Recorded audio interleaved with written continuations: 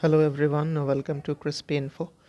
आज के इस वीडियो में हम बात करेंगे स्वामित्व स्कीम के बारे में, जो कि प्रॉपर्टी कार्ड डिस्ट्रीब्यूशन हुई है। और उसके बाद जो हमारे प्रधानमंत्री नरेंद्र मोदी ने डिस्क्राइब भी किया है कि जो प्रॉपर्टी कार्ड डिस्ट्रीब्यूशन हुआ है सेंटर्स के अंडर, स्वामित्व स्कीम के अंडर, वो एक इकोनॉमिक सिक्योरिटी का गारंटी करेगा। तो उसी के बारे में हम समझेंगे।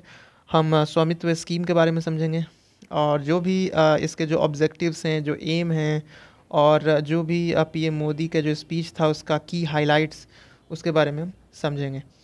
तो एक वीडियो कॉन्फ्रेंसिंग कर रहे थे हमारे देश के प्रधानमंत्री, एंड उन्होंने अनाउंस किया कि लगभग 65 लाख प्रॉपर्टी का कार्ड ऑनर्स जो हैं 50,000 गाँवों में, 203 डिस्ट्रिक्ट में, उनके बीच जो प्रॉपर्टी कार्ड है स्वामित्व स्कीम के अंडर, वो यहाँ पे डिस्ट्रीब्यूट हुआ है। एंड उन्होंने हाईलाइट किया कि अगर एक बार पूरे देश में इसको इम्प्लीमेंट कर दिया जाएगा तो इससे जो इकोनॉमिक एक्टिविटी है लगभग 100 लाख करोड़ रुपीस का, वो यहाँ पे अनलॉक हो सकता है।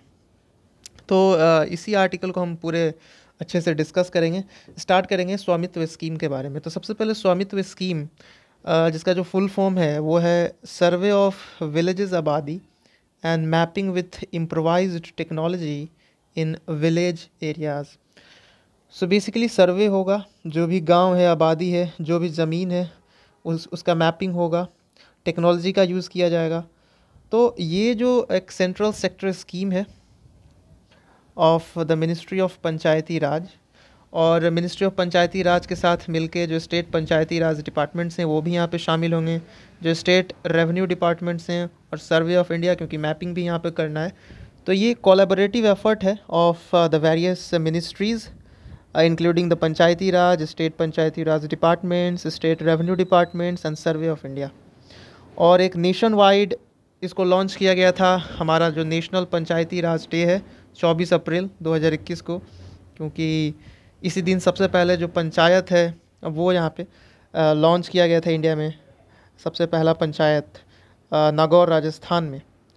तो दैट्स वाई 24 अप्रैल को भी ये लॉन्च किया गया था स्वामित्व स्कीम।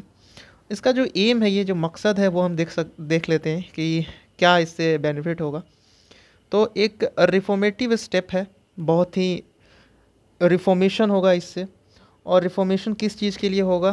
तो जो भी प्रॉपर्टी है, जो भी ज़मीन है, मालिकाना हक है गांव के लोगों के लिए, तो उसका यहाँ पे क्लियर ऑनरशिप मिलेगा। ठीक है, तो जो भी मालिकाना हक है, अगर आपके पास कोई ज़मीन है और वो आपसे बिलोंग करता है, तो डेफिनेटली आपको एक प्रॉपर्टी कार्ड मिलेगा जिसमें ये दिखाया जाएगा कि हाँ, ये आपके नाम से है ये ज़मीन।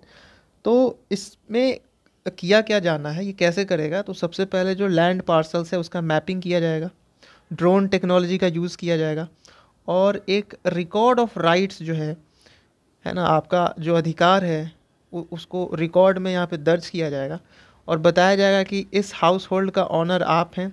और उसके साथ साथ आपको जो है, जो भी प्रॉपर्टी कार्ड है या टाइटल डीड है, वो यहाँ पे दिया जाएगा।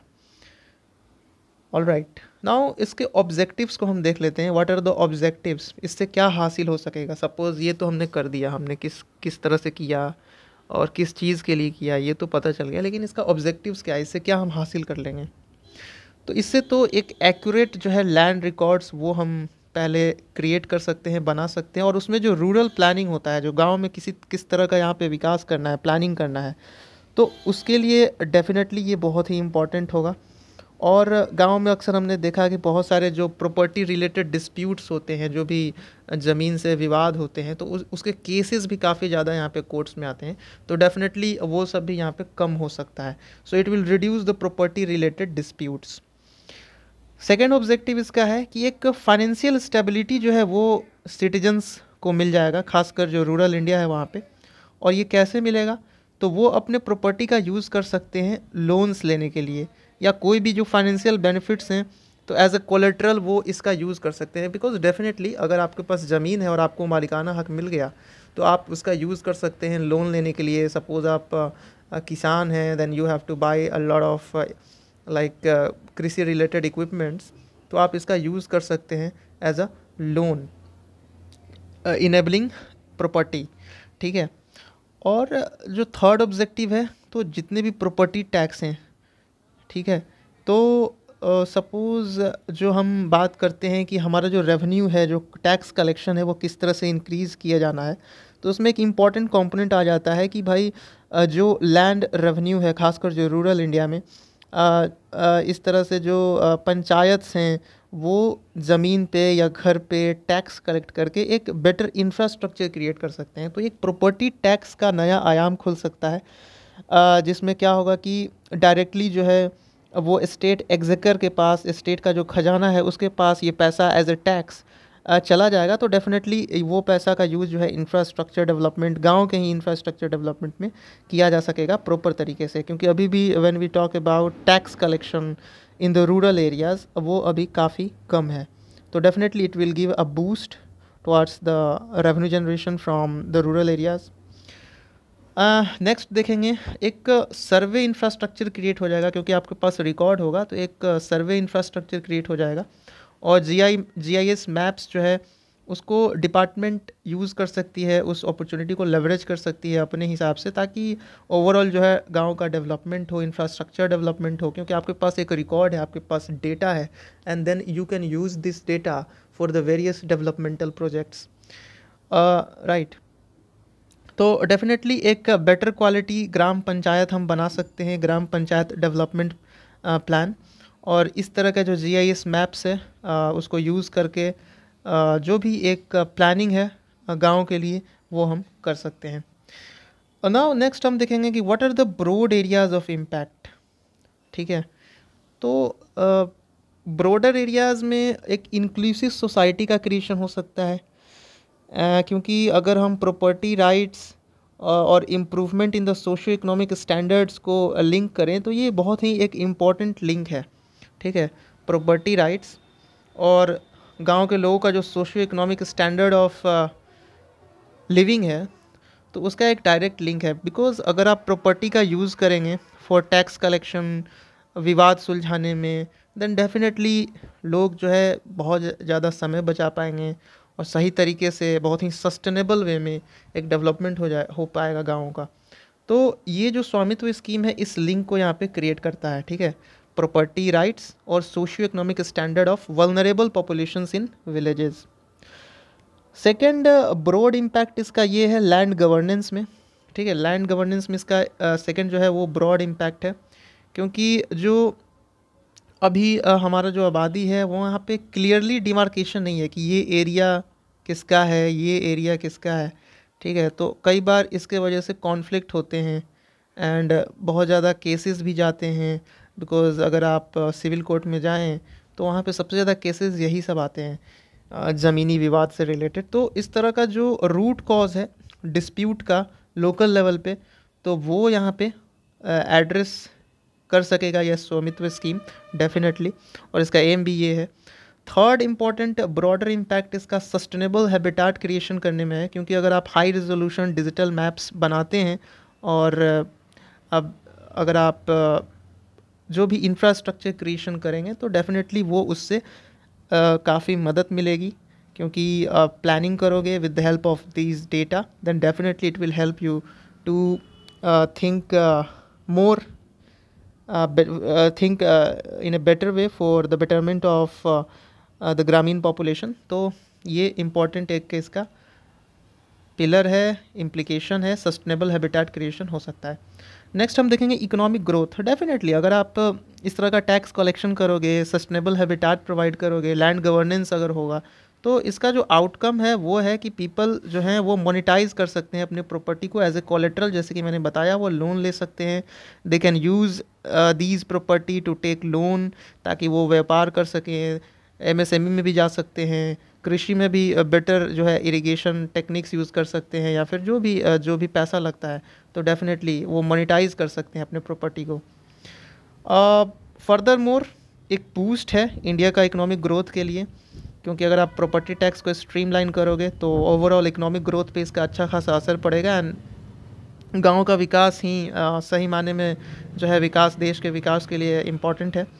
और इससे इन्वेस्टमेंट्स भी यहाँ पे होंगे and ease of doing business, जैसे मैंने बोला कि एमएसएमई वगैरह जो हैं वो यहाँ पे एक्टिव हो सकते हैं, एग्रीकल्चर के लिए यहाँ पे इम्पोर्टेंट हो सकता है। अब हम बात करेंगे कि जो की हाइलाइट्स है of the PM Modi speech, वो उसके बारे में। तो पीएम मोदी ने यहाँ पे हाईलाइट किया कि स्वामित्व स्कीम का यहाँ पे इकोनॉमिक पोटेंशियल है, और उन्होंने एम्फेसाइज़ किया, जोर डाला कि ये जो प्रॉपर्टी कार्ड है इसका बहुत ही इंपॉर्टेंट रोल है, खासकर ये इकोनॉमिक सिक्योरिटी का के लिए गारंटी के रूप में काम करेगा। जो भी लीगल प्रॉपर्टी डॉक्यूमेंट्स हैं, उन्होंने यहाँ पे बहुत सारे लोगों को ये मौका दिया है, खासकर स्मॉल एंड मीडियम फार्मर्स को, कि वो लोन ले सकें ईज़िली, बिजनेसेस वगैरह स्टार्ट कर सकें, क्योंकि आप प्रॉपर्टी कार्ड को एज ए कोलेट्रल यूज़ कर रहे हो तो definitely you will get loan on that. और बहुत तरह के जो इलीगल ऑक्यूपेशन हो जाते हैं गांव में, और इससे कोर्ट डिस्प्यूट्स, मैंने बताया कोर्ट डिस्प्यूट्स बढ़ जाते हैं, तो उसको भी यहाँ पे सॉल्व करने की कोशिश होगी। और इसमें खासकर जो दलित हैं, जो बैकग्राउंड लोग हैं, जो ट्राइबल फैमिलीज़ हैं, उनका यहाँ पे ज़मीन जो है वो यहाँ पे अधिग्रहित कर लिया जाता है। खासकर जो डोमिनेटेड सोसाइटी है, डोमिनेटेड जो कास्ट हैं, तो ये कई बार केसेस हमने देखा है। तो इस तरह के प्रॉब्लम्स का यहाँ पे सॉल्यूशन हो सकता है with the help of this स्वामित्व स्कीम। एंड अगर नेशन वाइड इम्प्लीमेंटेशन इसका कर दिया जाए तो डेफिनेटली 100 लाख करोड़ रुपीज़ का यहाँ पे इकोनॉमिक एक्टिविटी यहाँ पे इनेबल हो सकता है, अनलॉक हो सकता है। इसका स्टेटस देख सकते हैं कि अभी प्रेजेंट स्टेटस क्या है स्वामित्व स्कीम का। तो लगभग 50% इंडिया के 6 लाख विलेजेस जो हैं वो यहाँ पे सर्वे किए जा चुके हैं ड्रोन टेक्नोलॉजी के मेथड से, क्योंकि 2020 में स्कीम लॉन्च किया गया था। और लगभग 2.25 करोड़ पीपल जो हैं वो यहाँ पे बेनिफिट हो रहे हैं, खासकर लीगल प्रॉपर्टी डॉक्यूमेंट्स उनको मिल चुका है। अगर हम ग्लोबल कंटेक्स्ट में देखें तो पीएम मोदी ने मेंशन किया एक यूएन स्टडी के बारे में, और उन्होंने एक इकोनॉमिस्ट्स बुक, एक रिनाउंड इकोनॉमिक के ऊपर किताब है, उसको यहाँ पर मेंशन किया। और उन्होंने बोला कि किस तरह से जो लीगल प्रॉपर्टी है वो, अगर उसकी कमी है, मतलब आपके पास lack of legal property rights हैं, आपके पास अधिकार ही नहीं है लीगल प्रॉपर्टी राइट्स के, तो इससे जो विलेजर्स हैं उनको यहाँ पर डेड कैपिटल बना दिया जाता है।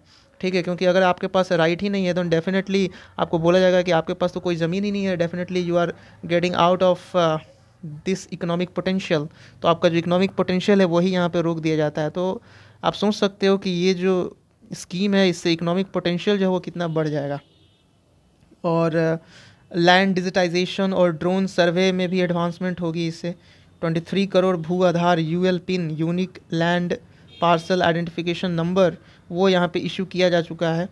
और ये एक फाउंडेशनल सिस्टम्स जो है उसका पार्ट है विलेज डेवलपमेंट में, क्योंकि इसमें बेसिकली जो है ड्रोन टेक्नोलॉजी का यूज़ होगा, तो डेफिनेटली ये काफ़ी इंपॉर्टेंट है। और लगभग 98% ऑफ द लैंड रिकॉर्ड्स जो है उनको डिजिटाइज्ड कर लिया गया है अब तक।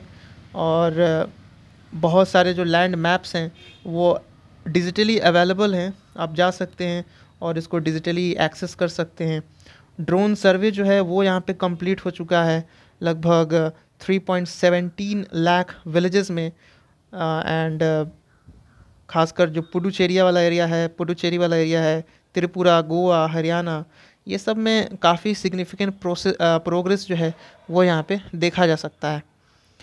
तो डेफिनेटली ये जो स्वामित्व स्कीम है इसमें प्रॉपर्टी कार्ड डिस्ट्रीब्यूशन का एक बहुत ही इम्पॉर्टेंट एस्पेक्ट है, खासकर इकोनॉमिक वेलबींग, गाँव का जो इंक्लूसिव सोसाइटी है उसको करने में, एंड ओवरऑल इकोनॉमिक ग्रोथ करने में। So thanks for watching this video.